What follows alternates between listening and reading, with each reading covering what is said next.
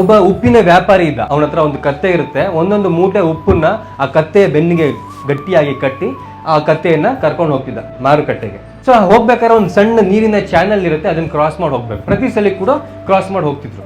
ಒಂದು ದಿವಸ ಆ ಕತ್ತೆ ಬೈ ಮಿಸ್ಟೇಕ್ ಆಗಿ ಆ ಚಾನಲ್ ಅಲ್ಲಿ ಬಿದ್ಬಿಡುತ್ತೆ ನೀರಲ್ಲಿ. ಸೊ ಅವಾಗ ಏನಾಗುತ್ತೆ, ಆ ಉಪ್ಪು ಒಂದಷ್ಟು ಕರಗುತ್ತೆ. ಆ ಕತ್ತೆಗೆ ಆ ತೂಕ ಕಡಿಮೆ ಆದಂತ ಫೀಲಿಂಗ್ ಅನ್ಸುತ್ತೆ. ಸೊ ಅವತ್ತಿನಿಂದ ಆ ಕತ್ತೆ ಏನ್ ಮಾಡುತ್ತೆ, ದಿನ ಹೋಗ್ಬೇಕಾದ್ರೂ ಕೂಡ ಬೇಕು ಅಂತ ಅದ್ರಲ್ಲಿ ಬೀಳಕ್ ಶುರು ಮಾಡುತ್ತೆ, ತೂಕ ಕಡಿಮೆ ಆಗುತ್ತಲ್ಲ ಅಂತ. ಸೊ ಈ ರೈತ ಒಂದಿನ 2 ದಿನ ನೋಡ್ತಾನೆ, ತಿಂಗಳಗಟ್ಟಲೆ ಇದೇ ಮಾಡ್ದ, ಈ ಕತ್ತೆ ಯಾಕೋ ಕೆಟ್ಟ ಬುದ್ಧಿ ಮಾಡ್ತಿದ್ಯಾ ಇದು ಅಂತ.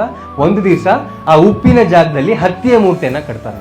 ಸೊ ಮತ್ತೆ ಹಾಗೆ ಹೋಗ್ತಿರ್ಬೇಕಾದ್ರೆ ಒಂದು ದಿವಸ ಆ ಕತ್ತೆ ನೀರಲ್ಲಿ ಬೀಳುತ್ತೆ.